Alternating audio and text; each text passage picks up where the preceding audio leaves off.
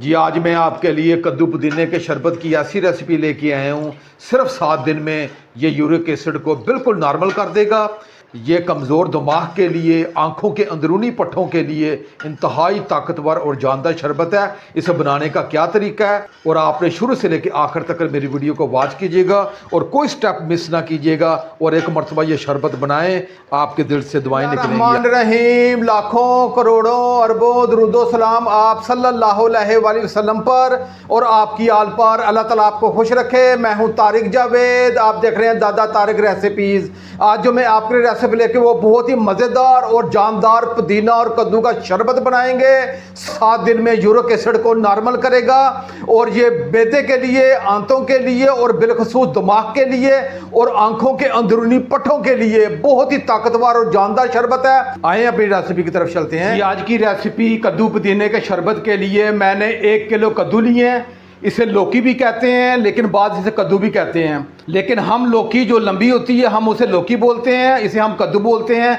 ये हर इलाके में अपनी ज़ुबान के हिसाब से इसे कद्दू भी बोला जाता है और लौकी भी बोला जाता है। मैंने 1 किलो कद्दू लिया है और इसे मैंने 2 से 3 पानी अच्छे तरीके से धो लिया है। आज की रेसिपी में जो इसका छिलका है इसका इस्तेमाल भी होगा। जो इसका आपको डंडल नज़र आ रहा है इसमें बहुत ज़्यादा ग़िज़ाइयत होती है, इसका भी हमने शरबत में इस्तेमाल करना है। इसमें कोई चीज़ हमने ज़ाया नहीं करनी। मैंने कद्दू को अच्छे तरीके से धो लिया है। जो इसका ऊपर वाला डंडल है इसका छोटा सा हिस्सा ये हम रिमूव कर देंगे और इसी तरह दूसरे कद्दू का भी जो ऊपर वाला छोटा सा आगे वाला हिस्सा फ्रंट वाला ये इसलिए हमने काट देना क्योंकि इसमें मट्टी वगैरह लगी होती है। वैसे तो मैंने धो दिया था लेकिन फिर भी आपने जो छोटा सा हिस्सा ये निकाल देना है और इसी तरह मैं तीसरे कद्दू को भी ये इसका छोटा सा फ्रंट वाला हिस्सा ये निकाल दूंगा। अब इसका जो ऊपर वाला डंडल है इसे मैं अलग कर लूँगा। जी मैंने इसके ऊपर वाले डंडल है इन्हें अलग कर लिया, इसे अलग मैं प्लेट में रख लेता हूँ।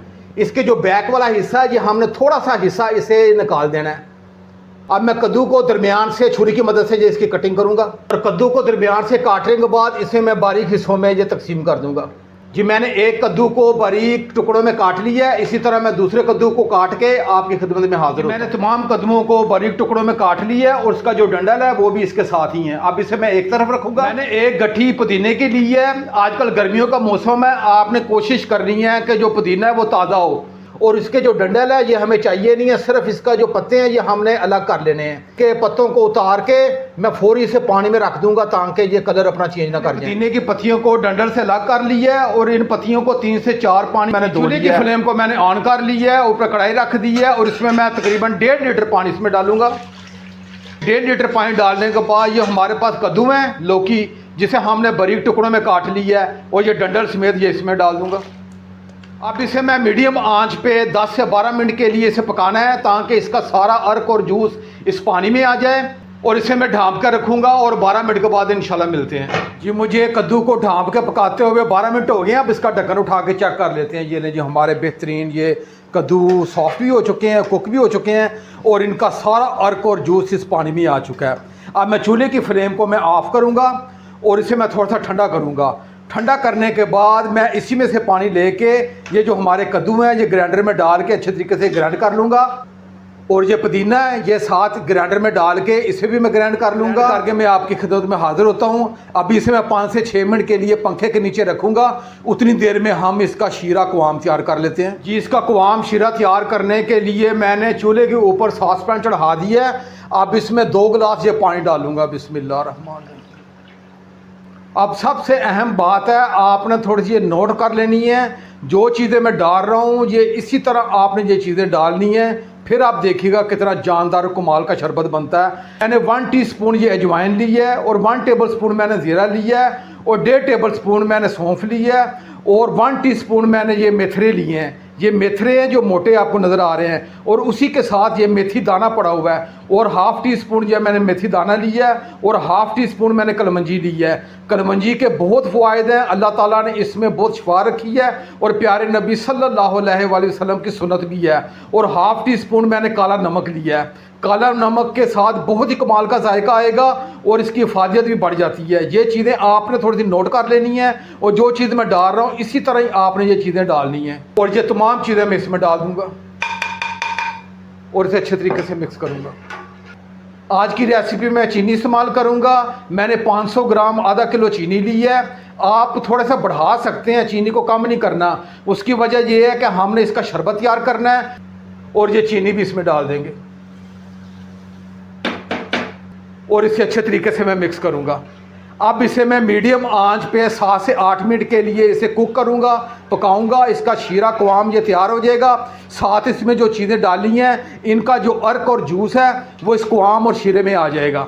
और अब इसे मैं ढांप के रखूँगा। इंशाल्लाह 7 मिनट के बाद मिलते हैं। कि मुझे कवाम शीरे को पकाते हुए 6 से 7 मिनट हो गए हैं। अब इसका ढक्कन उठा के चेक कर लेते हैं। ये ले, हमारा बेहतरीन ये कवाम शीरा तैयार हो चुका है और इसका तमाम जो जूस अर्क सा जो चीज़ें हमने डाली हैं इस कवाम में शीरे में आ चुका है।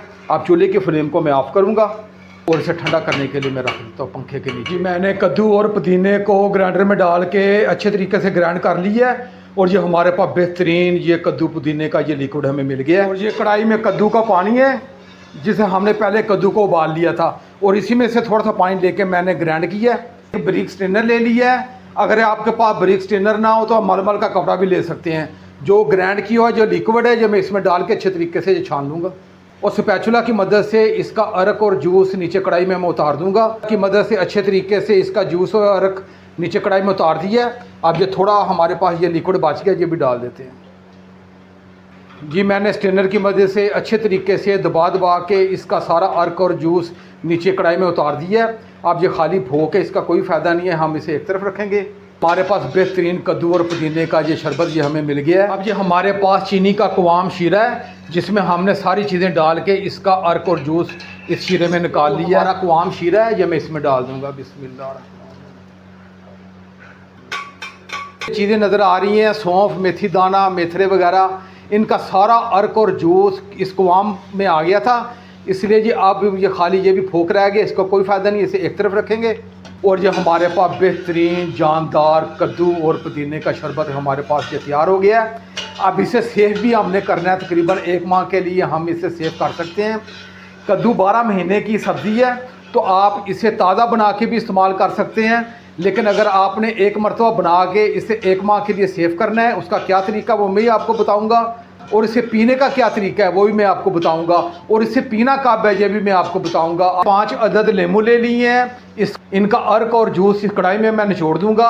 अगर आपके पास लेमू नहीं है फिर आपने 5 टेबल स्पून सिरका जो घर में हर घर में होता है वो आपने इसमें डाल देना है। अगर नहीं है तो लेकिन कोशिश करें कि आप सिरके की जगह लेमू का इस्तेमाल करें, इसकी इफादियत शरबत में बहुत बढ़ जाएगी। ये लें जी, मैंने 5 अदद लेमू इस कढ़ाई शरबत में ये निचोड़ दिए हैं और ये अब हमारा ये शरबत ख़राब भी नहीं होगा। जी हमारा ये जानदार शरबत तैयार हो गया। वैसे तो ये इस वक्त ठंडा है। अब इसे मैं इस्तेमाल करने का क्या तरीका है और सेव करने का क्या तरीका है वो मैं आपको बता देता हूँ। और इसे सेव करने का क्या तरीका है, घर में कोई बॉटल या जार होगी उसमें आपने डाल के आपने इस पर अच्छे तरीके से उसके ढक्कन को टाइट करके आपने फ्रिज में रख लेना है। इस्तेमाल करना हो तो आपने फ्रिज में से बॉटल निकालनी है और इसे इस्तेमाल करना है। एक गिलास ले लिया है और उसमें ज़रूरत के मुताबिक मैंने बर्फ़ डाल ली है। अब इसमें एक हिस्सा मैं ये शरबत डाल दूंगा और बाकी मैं इसमें पानी डाल दूंगा। जी हमारा जानदार शरबत तैयार हो गया है और एक मरतबा इसे चम्मच के ज़रिए मैं इसे हल कर लूँगा, मिक्स कर लूँगा।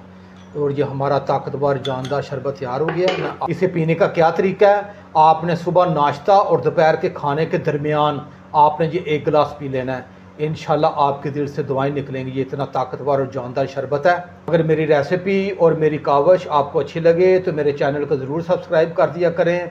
ये आपकी तरफ से हौसला अफजाई होती है। अब अपने भाई तारिक को इजाज़त दें। इंशाल्लाह मैं एक नई रेसिपी के साथ हाज़िर होऊंगा।